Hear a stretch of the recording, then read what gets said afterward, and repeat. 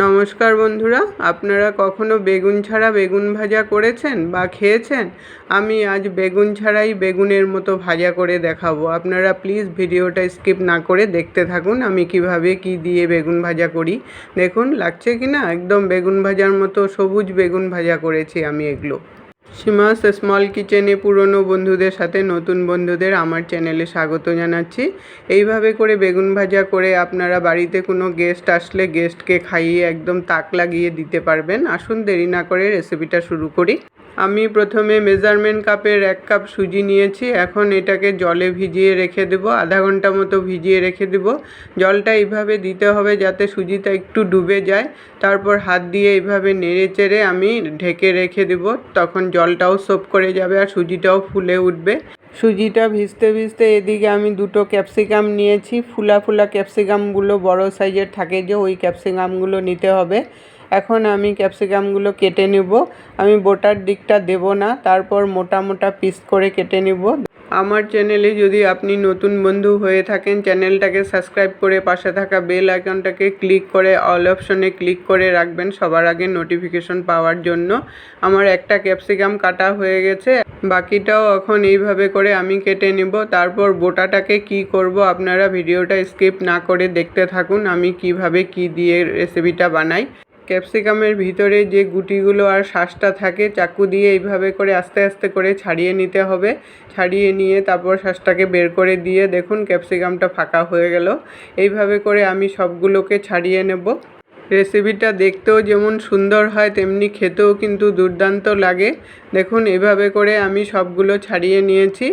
এইভাবে করে সবগুলো ক্যাপসিকামের পিস আমি রেডি করে নেব। তারপর বোটার দিকে যে বোটাটা থাকে বোটাটা ফেলে দিয়ে সাইডে যে ক্যাপসিকামগুলো থাকে ওগুলোকে একদম কুচি কুচি করে এইভাবে করে কেটে নেব। আর মিডিলের শাঁসটাকেও এইভাবে করে কুচি করে নেব। আমি এইভাবে সব কুচি করে নিয়েছি।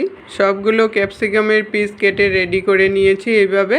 এখন আমি সুজির ব্যাটারটা রেডি করব। সুজিটা দেখুন জলটা সোপ করে বেশ অনেকটাই ফুলে গেছে। সুজিটার মধ্যে এখন একটা ডিম ফেটিয়ে দিব। এই জন্য সুজির মধ্যে জলটা আন্দাজ করে দিতে হবে যাতে পরে না জল বেশি হয়ে যায়।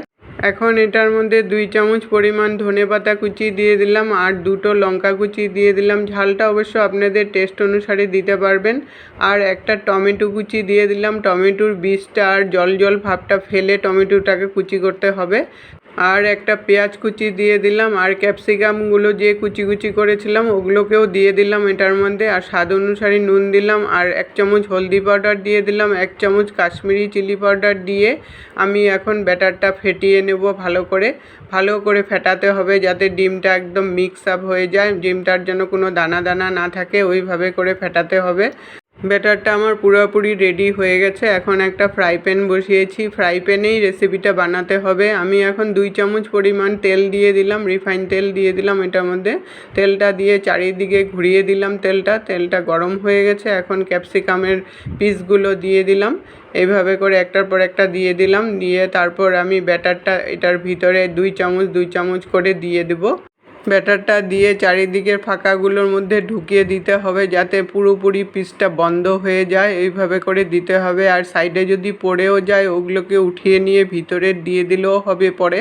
সবগুলো পিসের মধ্যে ব্যাটার দেওয়া হয়ে গেছে। এখন আমি 3 মিনিটের মতো ঢাকা চাপা দিয়ে রাখবো আর মিডিয়াম আঁচে রেখে এটা করতে হবে। আমি ঢাকাটাকে উঠিয়ে নিয়ে তারপর এইভাবে করে পিসগুলো উল্টিয়ে দিতে হবে। রেসিপিটা বাড়িতে একবার ট্রাই করে দেখবেন, ভাতের সাথে আর ডালের সাথে খেতে খুবই ভালো লাগে। দেখুন আমার সবগুলো উল্টানো হয়ে গেছে। তারপর সাইডে যে তেলগুলো আছে তেলগুলোকে একটু কাট করে নিয়ে মিডিলে এনে দিতে লাগবে এইভাবে করে। তারপর আবার 2 মিনিটের জন্য আমি ঢাকা চাপা দিয়ে দেব। এইভাবে করে অল্প অল্প ঢাকা চাপা দিয়ে উল্টিয়ে পাল্টিয়ে রান্না করলেই রেসিপিটা রেডি হয়ে যায়। আর ক্যাপসিকামগুলো ঢাকা দিয়ে রান্না করলে ক্যাপসিকামটাও সিদ্ধ হয়ে যায়। রেসিপিটা বাচ্চাদের স্কুলের টিফিনে বানিয়েও দিতে পারেন। খুবই হেলদি একটা রেসিপি, বাচ্চারা খেয়ে খুবই আনন্দ পাবে। খুব বেশি একটা তেলও লাগে না, অল্প তেলেই রেসিপিটা রান্না হয়ে যায়। দেখুন আমার ভাজাগুলো মোটামুটি হয়ে গেছে, আমি এখন নামিয়ে নেব।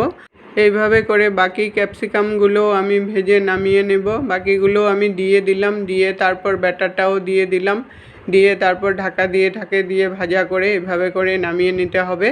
সব ক্যাপসিকামগুলো ভেজে নামিয়ে নিয়েছি। দেখুন আমার বেগুন ভাজা রেডি হয়ে গেছে। একদম সবুজ বেগুনগুলো যে ভাজা করলে যেমন লাগে তেমন লাগছে না। রেসিপিটা কেমন লাগলো বন্ধুরা কমেন্ট করে জানাবেন। যদি ভালো লেগে থাকে লাইক দিয়ে শেয়ার করে সবাইকে দেখার সুযোগ করে দিবেন। এই রকম ছোট ছোট নতুন রেসিপি পেতে হলে আমার চ্যানেলের সাথে থাকবেন, আমার সঙ্গে থাকবেন। এতক্ষণ সঙ্গে থাকার জন্য আপনাদেরকে অসংখ্য অসংখ্য ধন্যবাদ বন্ধুরা। আবার দেখা হবে নতুন এক রেসিপির সাথে।